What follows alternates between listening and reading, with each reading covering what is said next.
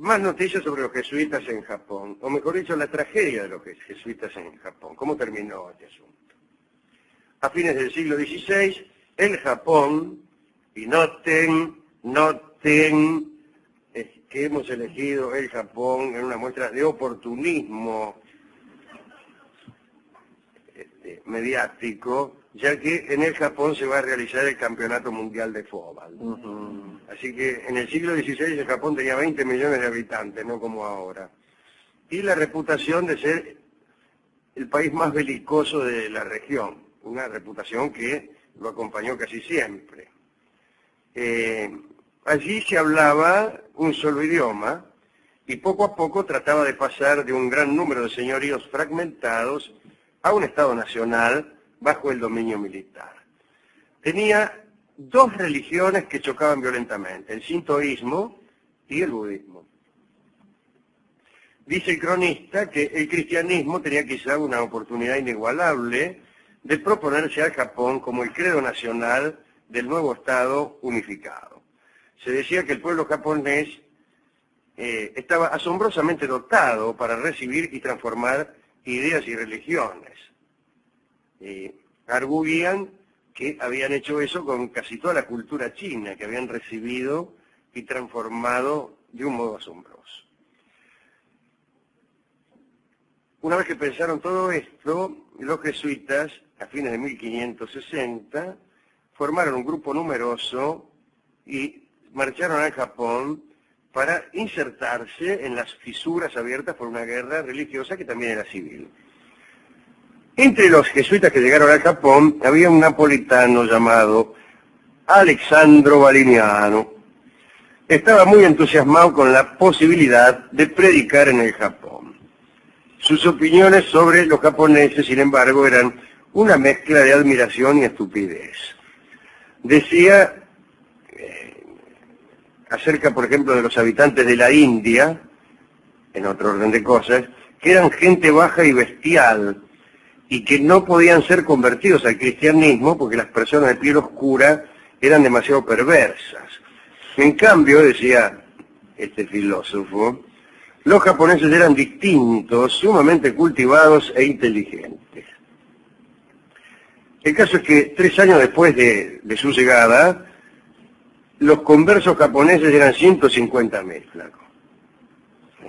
En 3 años habían meloneado a 150.000 japoneses, entre los cuales había un elevado porcentaje de nobles.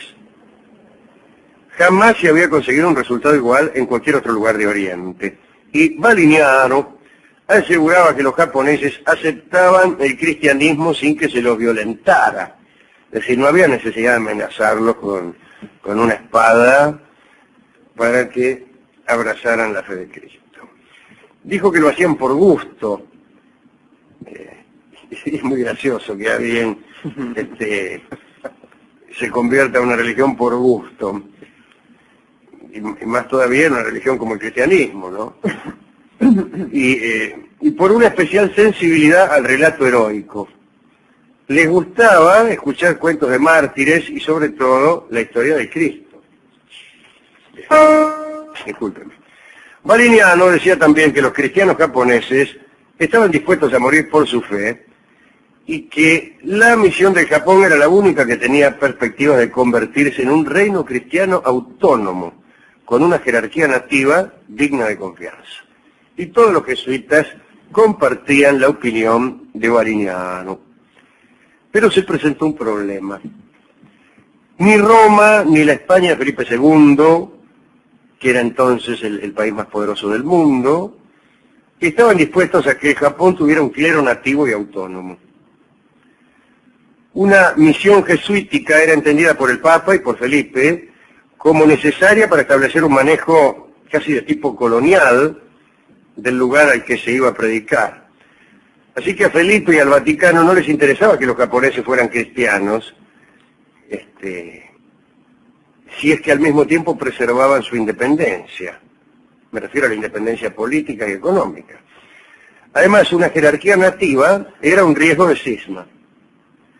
El cristianismo, según el Papa y Felipe, debía establecerse con jerarquías occidentales. Ustedes háganse cristianos si quieren, pero los muchachos lo ponemos nosotros. Además, para el papado y para Felipe, los jesuitas que estaban en Japón eran sospechosos. Se creía que hacían de intermediarios y traficaban con los mercaderes chinos que tenían prohibido acercarse hasta Japón. Se sabe que Japón estuvo cerrado al mundo hasta el siglo XIX. Entonces, decían que los jesuitas le compraban cosas a los chinos y después se los vendían a los japoneses y todas esas cosas. Las sospechas crecieron cuando Valiniano escribió que era conveniente que otras órdenes religiosas no fueran hasta allí. En realidad iba a haber escrito que no era conveniente que otras órdenes religiosas fueran hasta el Japón. Decía Valiniano que los cristianos avanzaban mucho con su prédica en Japón porque estaban sometidos a un mando unitario. Y en cambio los budistas estaban divididos y eso los debilitaba. Y aceptar distintas órdenes, pongamos por caso franciscanos, dominicos, originaría divisiones análogas entre los cristianos y entonces no se obtendrían buenos resultados. Valiniano temía sobre todo a los dominicos y a los franciscanos españoles por los métodos que usaban. Bueno, habían usado métodos terribles con los aztecas. Aseguraba que una actitud semejante sería desastrosa con los japoneses. Insistía que debía dejarse trabajar solamente a los jesuitas, para luego hacer que clérigos nativos japoneses dirigieran las correspondientes iglesias. Eso es lo que decían los jesuitas. Pero en Roma y en Madrid, las más altas autoridades se preguntaron por qué los jesuitas debían tener el monopolio de lo que sucedía en Oriente. Y empezó el lío. A partir de 1592, los franciscanos comenzaron a entrar con la ayuda incluso de mercaderes y aventureros al Japón, y empezaron a hacer proselitismo, a celebrar misa públicamente. Hasta allí las autoridades japonesas se habían mantenido bastante tranquilas y hasta complacidas. Valiniano, para diferenciarse de los cristianos de otras órdenes, ordenó a todos los jesuitas que se adaptasen a la vida japonesa tan fiel y éticamente como fuera posible. No aprobaban los ritos budistas o sintoístas, pero no predicaban contra ellos. Y entonces evitaban los crucifijos, porque en la mente japonesa la cruz estaba asociada con la vergüenza del castigo penal. El objetivo jesuita de alcanzar una rápida autarquía, que les habría permitido salir del país dejando a los cristianos japoneses al frente de la misión, no pudo lograrse, porque empezaron los franciscanos y los dominicos a predicar abiertamente contra las religiones locales, que me vienen con Buda, que me vienen con el síntoma, que antepasado, ni que nada. Y andaban con los crucifijos en la mano. Igual.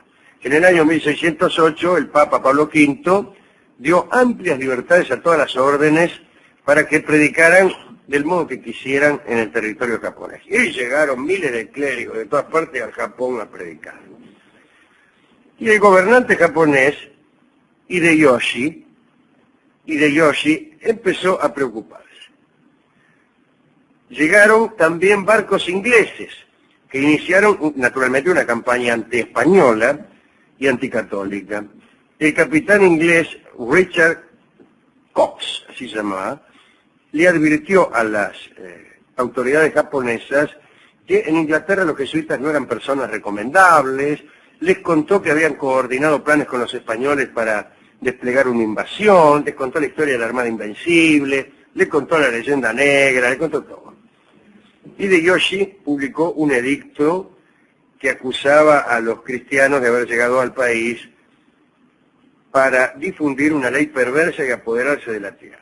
Entonces dice, todos los cristianos europeos se la tienen que tomar, dijo Hideyoshi.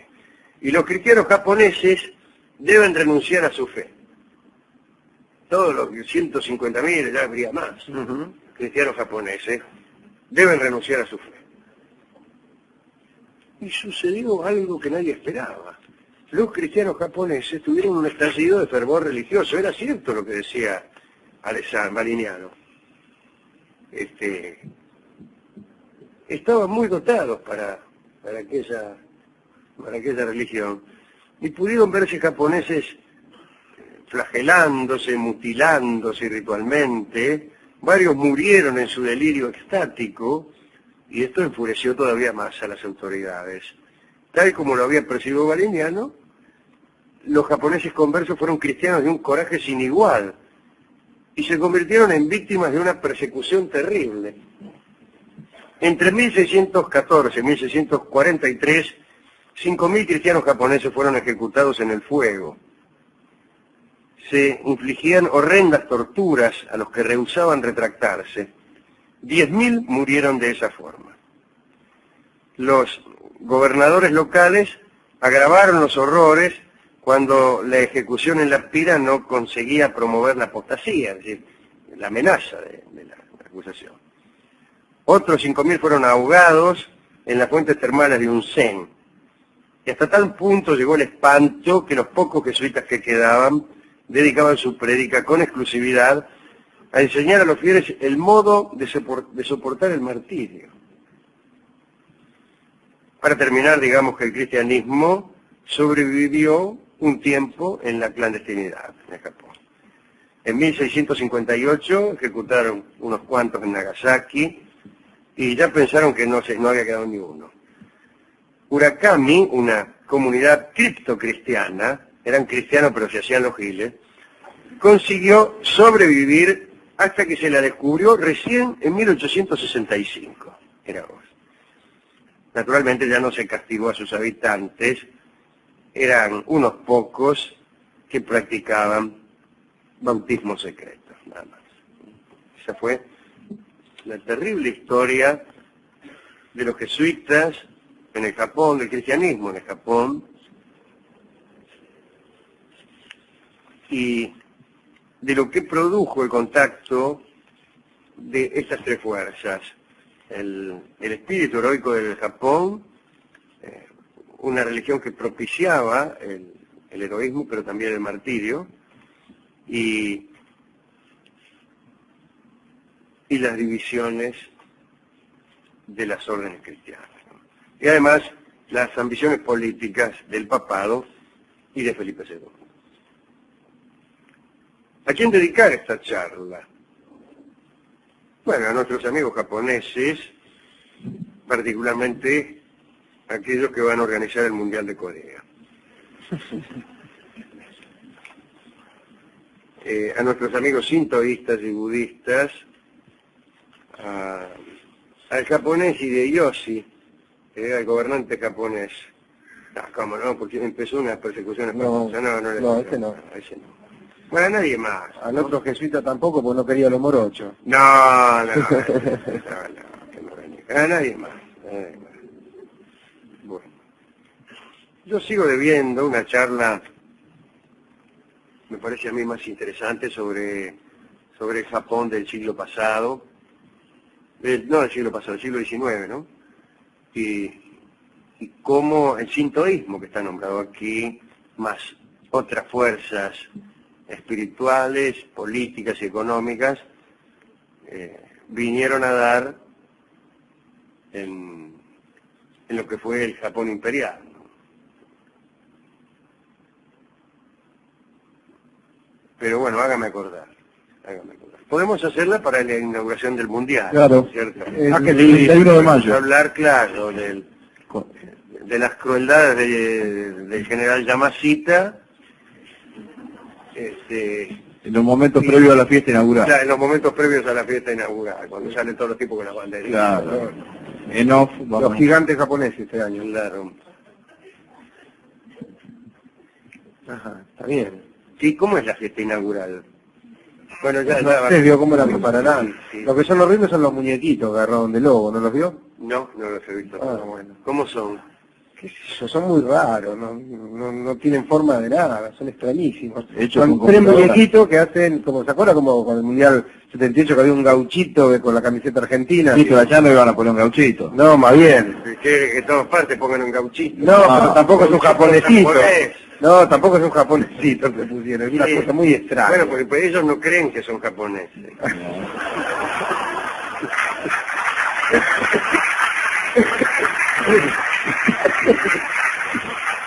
Bueno, Ajá. no sé, qué sé yo. Bueno, no importa. Hemos buscado música japonesa y no había en la radio. ¿A usted le parece? Sí, no, Ahora que jamás. viene el mundial, Ya se va a poner de moda. sí, A ver, ahora vamos con a el mundial. bailar baile japonés. La pasan en la FM Hit nada más. Sí. En la música japonesa.